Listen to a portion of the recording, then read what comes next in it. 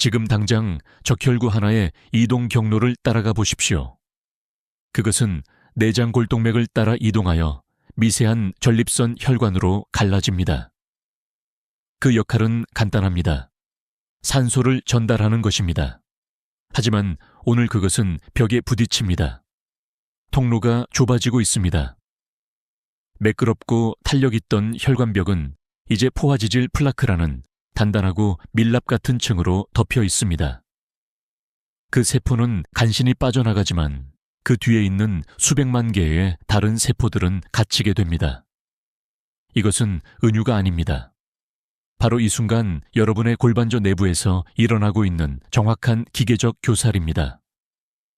그리고 이것이 바로 여러분이 하룻밤에 3번씩 깨어나 화장실 천장을 바라보며 거의 나오지 않는 소변 줄기를 기다리는 진짜 이유입니다. 여러분은 이것이 단지 노화의 정상적인 과정일 뿐이라는 말을 들어왔을 것입니다. 남자가 나이가 들면 전립선이 자연스럽게 커진다고 말입니다. 그것은 위안을 주는 거짓말입니다. 실제로 일어나고 있는 일은 국소적인 생물학적 질식이며 여러분은 요도를 짓누르는 바로 그 메커니즘에 적극적으로 먹이를 주고 있는 것입니다. 이 빛의 혈관들을 둘러싸고 있는 내피세포를 자세히 살펴봅시다. 정상적인 경우 이 세포들은 산화질소를 생성합니다. 이것은 혈관에게 이완하고 넓어지라고 지시하는 화학적 메신저입니다. 하지만 곧 확인하게 될 특정 독소들을 수년간 처리하면서 이 내벽이 벗겨졌습니다. 내피 기능 장애가 시작됩니다. 산화질소 생성이 급감합니다. 혈관이 수축하고 그 상태를 유지합니다. 전립선 조직은 이제 만성 허혈 상태에 빠집니다. 말 그대로 산소를 찾아 헐떡이고 있는 것입니다. 생물학적 조직은 굶주릴 때 조용히 죽지 않습니다. 그들은 공황 상태에 빠집니다. 저산소 환경에서 살아남기 위해 전립선의 상피세포는 빠르게 분열하고 증식하기 시작합니다. 이것이 세포 증식증입니다. 필사적인 생존 메커니즘인 것입니다. 조직은 팽창하지만 갈 곳이 없습니다. 그것은 조밀하고 섬유화된 결절을 형성하여 안쪽으로 압박을 가하고 바이스 그립처럼 요도를 조입니다. 더 최악인 것은 석회화입니다. 염증이 지속됨에 따라 여러분의 신체는 칼슘과 콜레스테롤을 침착시켜 손상된 부위를 차단하려고 시도합니다. 한때 스펀지처럼 탄력 있던 전립선은 단단하고 뻣뻣한 장벽으로 변합니다. 방광 근육이 소변을 밀어내기 위해 수축할 때 이 석회화된 벽에 부딪히게 됩니다. 통증 주저함, 잔뇨감. 이 모든 것은 생물학적 콘크리트 블록에 부딪혀 실패하는 기본적인 유체역학입니다. 그 잔뇨감에 대해 좀 더 자세히 설명해 보겠습니다. 여러분이 그곳에 서 있을 때 하복부의 물리적 압력이 가중되지만 배출하라는 신경학적 신호는 완전한 기계적 저항에 부딪힙니다. 방광의 배뇨근은 이제 바늘 굵기만큼 좁아진 관을 통해 액체를 강제로 밀어내기 위해 스스로를 두껍게 만들며 무리하게 작동하고 있습니다.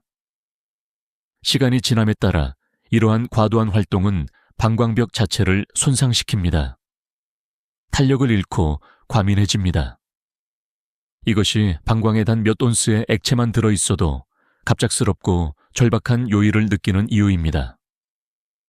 전체 배관 시스템이 만성적이고 짓누르는 듯한 정수압을 받고 있기 때문에 신경이 오작동하는 것입니다. 알약 하나로 이 근육을 간단히 이완시킬 수 있다고 생각할지도 모릅니다. 그리고 한동안은 알파 차단제가 약간의 유해를 줄 수도 있습니다. 그것들은 조임을 약간 느슨하게 해줍니다. 하지만 플라크를 용해하는 데는 전혀 아무런 역할도 하지 못합니다. 세포가 증식하는 것을 막지도 못합니다. 무너져가는 구조적 기반 위에 임시방편으로 화학적 반창고를 붙이는 격입니다. 파괴를 실제로 멈추려면 혈류를 떠다니는 원료들을 살펴봐야 합니다. 애초에 미세 혈관을 석회화하고 세포의 공황 상태를 유발하는 정확한 화합물을 찾아내야 합니다. 이 과정을 가장 공격적으로 가속화하는 요인은 여러분이 생각하는 것이 아닙니다. 붉은 고기를 너무 많이 먹는 것만의 문제는 아닙니다. 물론 그것도 어느 정도 역할을 하긴 하지만요. 겉보기에는 전혀 관련이 없어 보이는 두 가지 항목을 결합할 때 발생하는 매우 특정한 화학 반응입니다. 전형적인 저녁 일과를 생각해 보십시오. 아마도 튀긴 음식일 무거운 저녁 식사, 그리고 피로를 풀기 위한 맥주 몇 잔. 여러분의 마음에는 휴식이겠지만 전립선에는 재앙적인 화학물질 유출입니다. 첫 번째 변수인 에탄올을 분리해 봅시다. 맥주를 마시면 에탄올이 혈류로 들어가 매우 효과적인 생물학적 용매 역할을 합니다. 그것은 세포의 인지질 막을 적극적으로 약화시킵니다. 세포막을 과도하게 투과성으로 만듭니다. 이것이 왜 중요할까요? 그와 함께 순환하고 있는 물질 때문입니다. 만약 식사에 정제된 식물성 기름으로 튀긴 음식이 포함되어 있었다면 현재 여러분의 혈액은 다량의 아라키돈산을 운반하고 있는 것입니다. 이것은 염증을 매우 잘 일으키는 오메가6 지방산입니다. 정상적인 경우 튼튼한 세포막은 이 산이 세포로 들어오는 양을 조절할 수 있습니다. 하지만 알코올이 방금 그 문을 활짝 열어젖힌 것입니다. 아라키돈산은 전립선 조직의 중심부로 직접 쏟아져 들어갑니다. 일단 내부로 들어가면 그것은 염증성 사이토카인의 연쇄 반응을 촉발합니다. 조직이 부어오릅니다. 국소적으로 열이 상승합니다. 하지만 이 조합의 시너지는 훨씬 더 깊숙이 들어가 여러분의 남성성을 정의하는 바로 그 호르몬에까지 영향을 미칩니다. 장기를 둘러싸고 있는 내장 지방인 지방 조직을 보십시오. 오메가6 지방산으로 이미 포화된 시스템에 에탄올을 지속적으로 쏟아부으면 특정 생물학적 촉매인 아로마타제 효소가 깨어납니다. 그 기능은 잔인하고 효율적입니다. 그것은 순환하는 유리 테스토스테론을 가로채어 강력한 형태의 에스트로겐인 에스트라디올로 강제 변환시킵니다. 네, 에스트로겐입니다. 남성의 신체에서 인위적으로 상승한 에스트로겐 수치가 노화된 전립선에 작용하는 것은 국지적인 불에 기름을 붓는 것과 같습니다. 그것은 안드로겐 수용체의 밀도를 증가시킵니다. 이는 존재하는 소량의 DHT 디하이드로테스토스테론과 무기화된다는 것을 의미합니다. 그것은 이 증폭된 수용체에 결합하여 선세포에 무서운 속도로 증식하라는 신호를 보냅니다. 여러분은 종양성 성장의 먹이를 주면서 골반절을 적극적이고 화학적으로 거세하고 있는 것입니다. 그리고 이러한 호르몬 탈취가 일어나는 동안 여러분의 1차 방어선은 굶어 죽어가고 있습니다. 아연에 대해 이야기하는 것입니다. 건강한 전립선은 인체의 모든 연조직 중 가장 높은 농도의 아연을 함유하고 있습니다. 그것은 화학적 방패 역할을 하여 상피세포의 DNA를 안정시키고 공격적인 돌연 변이를 예방합니다. 또한 정객의 체액량을 자연스럽게 조절합니다. 하지만 우리가 논의했던 그 미세 혈관들을 다시 보십시오. 지질 플라크가 석회화되었습니다. 정상적으로 혈류에서 아연을 흡수하는 이온 채널이 물리적으로 막혀 있습니다. 하루 종일 비싼 아연 보충제를 삼킬 수도 있겠지만 그것들은 그저 소화관을 통과하여 반대편으로 빠져나갈 뿐입니다. 국소 조직은 여전히 메마른 상태로 남아 있습니다. 방패가 무너졌습니다. 세포들은 염증의 폭풍에 완전히 노출되어 있습니다. 이것은 우리를 기계적 한계점, 즉 요로의 구조적 붕괴로 이끕니다. 새벽 2시의 상황을 상상해 보십시오. 여러분은 병이 앞에 서 있습니다. 방광의 배뇨근에 힘을 주어 억지로 밀어냅니다. 소변 줄기가 주저하다가 시작되고 멈추고 찔끔거립니다. 그 끊기는 소변 줄기는 단순한 성가심이 아닙니다. 그것은 허혈 제관류 손상으로 알려진 심각한 신체적 현상을 일으키고 있습니다. 흐름이 막힐 때마다 전립선과 방광 조직은 산소 부족에 시달립니다. 세포들은 숨을 참습니다. 흐름이 갑자기 협착부를 뚫고 나올 때 산소가 공급된 혈액이 손상된 모세혈관으로 다시 쏟아져 들어옵니다. 이 갑작스러운 재진입은 활성산소 중에 거대한 파동을 생성합니다. 이는 말 그대로 약해진 세포막을 찢어버리는 매우 불안정한 분자들입니다. 여러분은 매일 밤 스스로에게 세포 외상을 입히며 흉터 조직 형성을 가속화하고 있는 것입니다. 그런 다음 역행성 정수압이 발생합니다. 요도가 섬유성 결절에 의해 너무 꽉 조여져 정상적인 유체 역학이 역전됩니다. 방광이 거의 닫힌 관에 대항하여 최대의 힘으로 수축할 때 소변은 어딘가로 가야만 합니다. 그것은 뒤로 강제 밀려납니다. 전립선 자체에 섬세한 분비관으로 다시 솟구쳐 올라갑니다. 이 소변은 종종 하부 요도에서 미세한 박테리아와 농축된 요산을 운반합니다. 여러분은 본질적으로 산성 노폐물과 박테리아를 염증이 있고 무방비 상태인 전립선 중심부 깊숙이 고압 세척하고 있는 셈입니다. 이것이 만성적이고 경미한 염증이 급성적이고 고통스러운 세균성 전립선염으로 변하는 과정입니다. 골반 깊은 곳에서 불타는 바늘이 찌르는 듯한 느낌이 듭니다. 마침내 신경망이 고장 납니다. 괄약근을 제어하는 천골신경총에서 갈라져 나오는 주요 신경인 음부신경을 생각해 보십시오. 그것은 팽창과 이완을 감지하도록 설계되었습니다. 하지만 석회화된 막힘에 대항하여 절대적인 물리적 한계까지 수년간 늘어난 후 신경 수용체는 타버리기 시작합니다.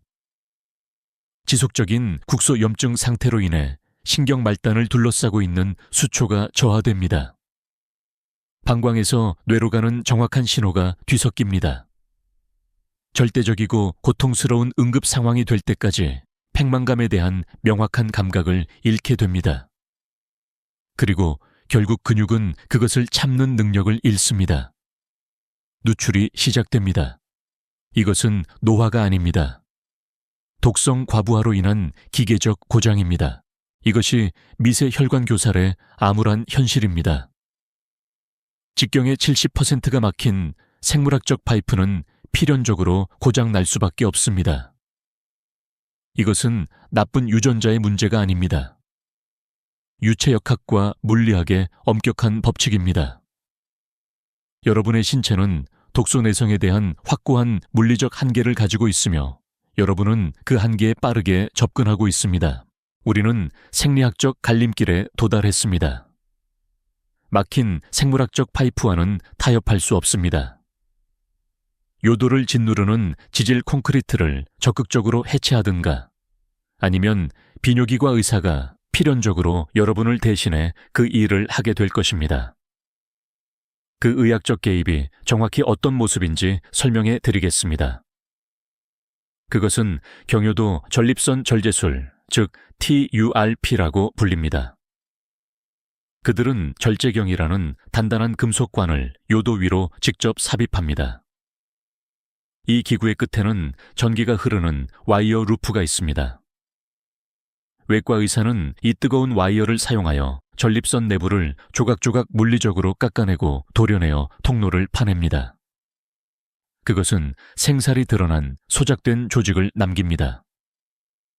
다리에 묶인 주머니로 피 섞인 소변을 배출하는 카테터를 꽂은 채 수주간의 회복 기간이 필요합니다. 그리고 영구적인 역행성 사정이나 요실금이라는 매우 현실적인 위험을 수반합니다. 그것은 화학적 문제에 대한 기계적인 해결책입니다. 하지만 혈류로 들어가는 원료를 즉시 바꾼다면 여러분의 신체는 여전히 조직 손상을 되돌릴 수 있는 능력이 있습니다. 세포막의 지방산 프로필을 다시 써야 합니다. 이것은 균형 잡힌 식단을 섭취하는 것에 관한 것이 아닙니다. 이것은 표적화된 화학적 방역입니다. 첫 번째 단계는 용매를 제거하는 것입니다. 에탄올과 정제된 식물성 기름의 섭취를 완전히 중단해야 합니다. 맥주 금지, 대두유 금지, 카놀라유 금지, 아로마타제 효소의 연료를 차단하여 테스토스테론을 무기화하는 것을 멈추게 해야 합니다. 오메가6의 유입을 제거함으로써 골반저의 전신 온도를 즉시 낮출 수 있습니다. 공격적인 세포 분열은 그 화학적 촉발제를 잃게 됩니다. 두 번째 단계는 중화제를 투입하는 것입니다. 독성 지질을 올로칸탈로 대체해야 합니다. 이것은 고품질의 냉압착 엑스트라 버진 올리브 오일에서만 발견되는 천연 페놀 화합물입니다. 올로칸탈은 단순히 조직을 진정시키는 것이 아니라 비스테로이드성 한겸증제 역할을 합니다. 그것은 혈액 내시 OX1 및 COX, 이 염증 효소에 물리적으로 결합하여 이를 비활성화합니다. 이것은 이부프로펜을 복용하는 것과 정확히 동일한 생물학적 메커니즘이지만 위벽을 파괴하지는 않습니다. 정확한 프로토콜은 다음과 같습니다. 매일 밤 잠들기 1시간 전에 고페놀 엑스트라 버진 올리브 오일 정확히 15ml, 즉 표준 한 큰술을 섭취하십시오. 왜 자기 전일까요? 어두운 시간대가 허혈 제관류 손상이 가장 활발하게 일어나는 때이기 때문입니다. 방광이 채워지고 팽창하려고 시도하는 동안 올로칸탈이 골반 밑의 혈관을 통해 순환하도록 해야 합니다. 그것은 밤새 세포막을 찢어놓는 활성산소종을 적극적으로 중화시켜 새로운 섬유 조직의 형성을 막아줄 것입니다. 세 번째 단계는 화학적 방패를 재건하는 것입니다. 선 DNA를 안정시키기 위해 국소 아연 수치를 강제로 다시 끌어올려야 합니다. 석회화된 이온 채널 때문에 보충제는 매우 비효율적입니다. 식물성 스테롤과 결합된 생체 이용 가능한 전달 시스템이 필요합니다. 지구상에서 가장 효율적인 공급원은 소금을 치지 않은 생호박씨입니다. 이 씨앗에는 피토스테롤이 함유되어 있는데 이는 인간의 소화관에서 콜레스테롤과 구조적으로 유사한 식물 분자입니다. 이것을 섭취하면 이 피토스테롤은 장에서 나쁜 콜레스테롤과 흡수 경쟁을 벌입니다. 말 그대로 플라크의 구성 요소가 혈류로 들어가는 것을 차단합니다. 동시에 고갈된 조직에 다량의 천연 아연을 직접 전달합니다. 여기서 적용 방법은 엄격합니다. 매일 정회생 호박씨 정확히 30g 대략 작은 한 줌을 섭취하십시오. 통째로 삼키지 마십시오. 삼키기 전에 입안에서 완전히 고운 페이스트가 될 때까지 씹어야 합니다. 활성화합물을 방출하려면 치아로 씨앗의 단단한 셀룰로스 벽을 기계적으로 분해해야 합니다. 갈아서 먹지 않으면 소화되지 않은 채로 시스템을 통과하게 되고 아연은 결코 골반저에 도달하지 못할 것입니다. 이것이 여러분의 해부학적 현실입니다. 인체는 반응성이 매우 뛰어난 화학기계입니다. 생물학적 시멘트를 제조하는 데 필요한 정확한 재료를 여러분이 공급했기 때문에 막힘이 생긴 것입니다. 시멘트 공급을 중단하고 용매를 공급하기 시작하면 조직이 맑아지기 시작할 것입니다. 염증이 가라앉을 것입니다. 부어오른 결절이 줄어들 것입니다. 배뇨근에 가해지는 압력이 사라질 것입니다. 요로의 구조적 무결성을 되찾게 될 것입니다. 여러분은 파괴의 정확한 청사진을 가지고 있습니다. 그것을 되돌릴 수 있는 정확한 화학적 프로토콜도 가지고 있습니다. 수술대에서 물러날지 여부는 전적으로 여러분의 손에 달려 있습니다. 오늘 당장 이 두 가지 기계적 변화를 실행하십시오. 정제율을 교체하십시오. 씨앗을 씹으십시오. 여러분의 몸이 막힌 곳을 해체하는 것을 지켜보십시오. 이 의학적 분석이 여러분의 증상에 대한 진실을 밝혀주었다면 알고리즘이 어둠 속에서 조용히 고통받고 있는 다른 남성들에게 이 데이터를 밀어줄 수 있도록 좋아요 버튼을 누르십시오. 인체 생물학에 대한 타협 없는 임상적 진실을 원하신다면 채널을 구독하고 알림을 켜십시오. 댓글로 알려주십시오. 매주 여러분도 모르게 전립선에 어떤 독성 조합을 먹이고 있었습니까? 회복은 다음 식사부터 시작됩니다.